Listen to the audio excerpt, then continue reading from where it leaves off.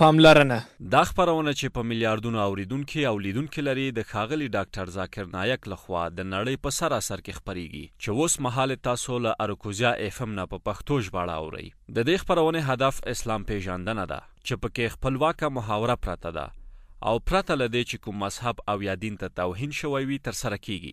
دا خپرونه د اروکوزیا تولید دی او بل رادیو یې د کاپی حق نه لري. اسلام او ادیان.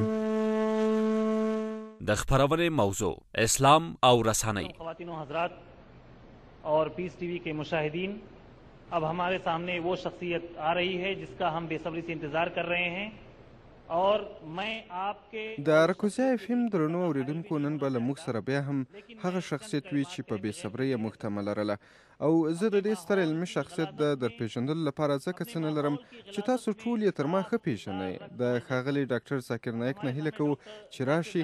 تشریف لائیں ډاکټر ذاکر نایک عالم اسلام ہی نہیں بلکہ ښاغلی ذاکر نایک د اسلام یو عالم نه بلکې په ټوله نړۍ کې د اسلام او پرتله کوونکو ادیانو په برخه کې یو مشهوره علمي څیره ده. اصلي دنده یې ډاکټري ده خو اوس مهال په بیلابیلو غیر اسلامي هیوادونو کې د اسلام مبارک دین لپاره تبلیغ کوي.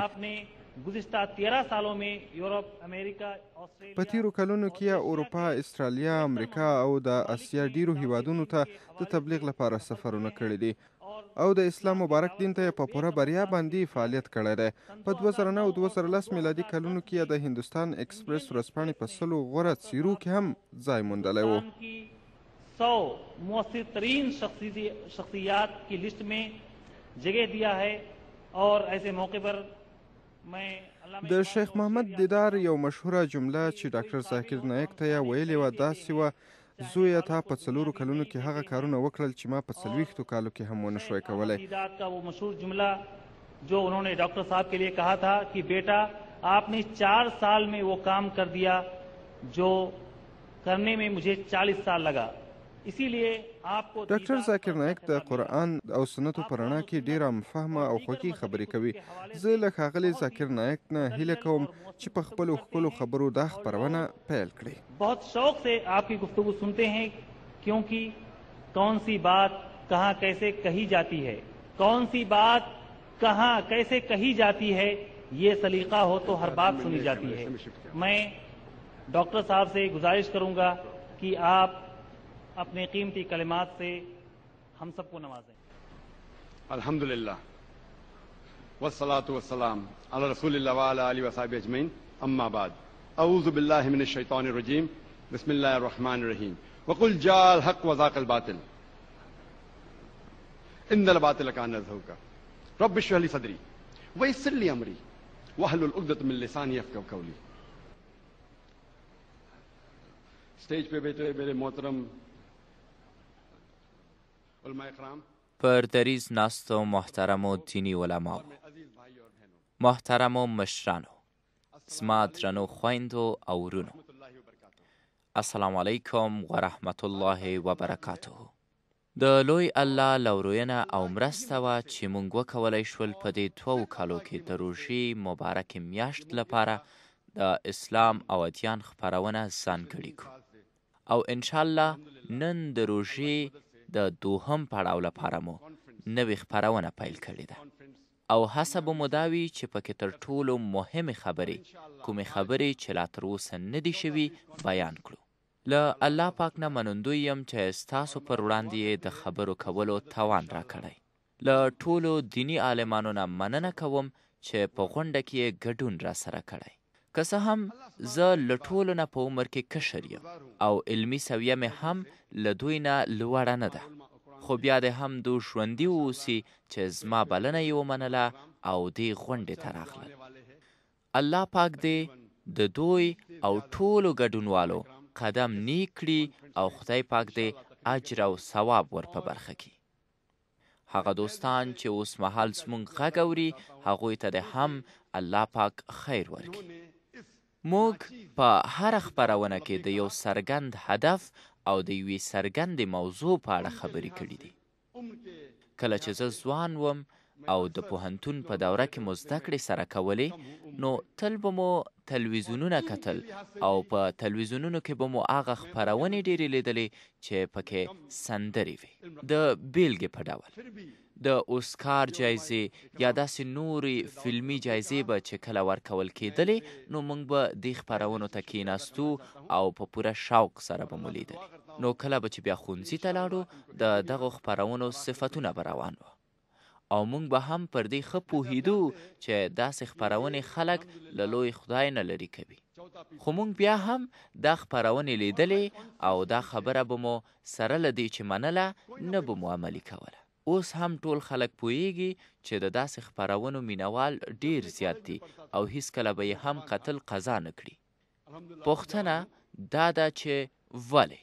او جواب یې دا دی چې ځکه هغوی د ټکنالوژۍ په مرسته خپلو خرافاتي خپرونو ته ښکلی رنګ ورکړی، تخنیکي وسایل یې کارولي او د هغو په مرسته یې خپلو خپرونو ته یوه ښکلې ننداره او ښکلا ور په برخه کړې ده. نو له هماغه وخت څخه ما فکر کوه چې ټکنالوژي ډیر ښه شی دی او په دې فکر کې وم چې ولې موږ مسلمانان د خدای په لاره کې نه کاروو، ولې په دینی تبلیغ کې نه کاروو، د ټکنالوژۍ نه ولې د دین لپاره په خدمت کې ګټه نه اخلو. زه نه پوهېدم چې الله تعالی به یوه ورځ ما دا خوب هم په رښتیا بدل کړي. همدا وه چې لومړی ځل موږ په 2001 میلادي کال کې یوه کوچنۍ غونډه جوړه کړه او دغه غونډه په پرمختللو ټکنالوژیکو وسایلو سمباله وه. نو کله چې موږ او تاسو د الله پاک په لاره کې تبلیغ او جهد کوو، وروسته راته ښکاري چې موږ څومره وروسته پاتې یو. زه دا خبره نه کوم چې موږ سره ټکنالوژي ده یا موږ سره سمه اداره ده. زه دا هم نه وایم چې زموږ رسنۍ ډیره پرمختللې ده، خو دا خبره هرومرو ویلی شم چې موږ سره خدای دی او د هغه په مرسته موږ کولی شو پرمختګ وکړو. نو موږ ته د الله تعالی مرسته هر څه دي. د لوی خدای شکر دی چې زموږ په لومړنۍ غونډه کې چې په انګلیسي ژبه مو وړاندې کړه، د 10 هیوادونو دیني علماو پکې ګډون کړی و. ما غوښتل یوازې په ژوند کې یو ځل دومره پراخه غونډه ولرم، خو الله پاک مې په نصیب کې راته بل څه لیکلي و. په بل کال مو همدا غونډه یو وار بیا جوړه کړه چې په اردو ژبه مو وړاندې کړه. الحمدلله د الله تعالی په مرسته پکې بریالي هم شو او په 3 کال کې مونږ بله غونډه هم د اسلام په اړه جوړه کړه چې په انګریزي ژبه مو وړاندې کړه. د خدای شکر دی چې په وروستۍ غونډه کې مو د 80 نه هم زیاتې کمرې کارولې وي او همداراز مو په ژوندیو خپرونو کې د 10 نه هم زیاتې کمرې کارولې وي. نو په نړۍ کې تر دې دمه داسې ژوندۍ خپرونه نه ده لیدل شوې چې د زیاتو ګډونوالو درلودلو له امله دې پکې 10 کمرې وکارول شي.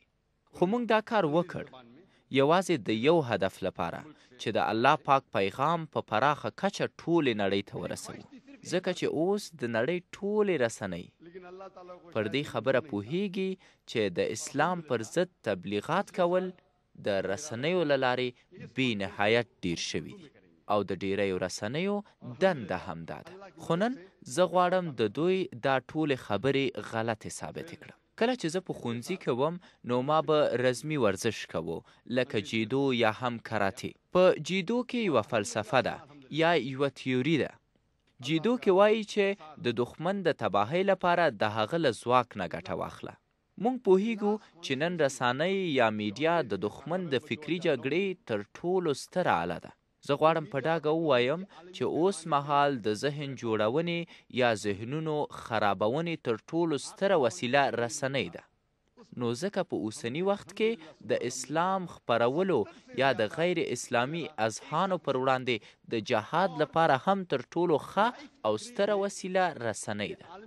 که نن زموږ د سپېڅلي دین دښمنان د همدې رسنۍ له لارې د اسلام مبارک دین بدناموي، نو ولې موږ له دې رسنۍ نه ګټه وانخلو او خلکو ته د اسلام اصلي پیغام ونه رسوو؟ زه پوهیږم چې زموږ ډیری دیني عالمان وایي د تلویزیون لیدل حرام دي. زه هم ورسره دا خبره منم، ځکه کوم کیبلي تلویزیونونه چې تاسو وینئ د 90% نه ډیر پکې حرام پروګرامونه او ناسم خپرونې دي. په اصل کې د تلویزیون لیدل حرام نه دي، خو په تلویزیون کې د غلطو خپرونو لیدل حرام دي. د دې لپاره درته وایم چې له کورونو نه مو تلویزیون مه وباسئ، بلکې کیبل ورنه وباسئ. په تلویزیونو کې چې څومره خلک کار کوي ټول یې بد خلک نه دي. په هغوی کې له موږ نه ښه مسلمانان هم شته دی. نو د همدې تلویزیون له لارې ښې اسلامي خپرونې هم اوریدلی شئ او هم یې لیدلی شئ. ښکلي پروګرامونه چې د اسلام په اړه درته لارښوونه کوي هم پکې اوریدلی شئ. نو ولې موږ دې رسنیو نه چې اسلام بدناموي داسې ګټه وانخلو چې د اسلام په ګټه وي او شرعي پیغام خلکو ته ورسوي؟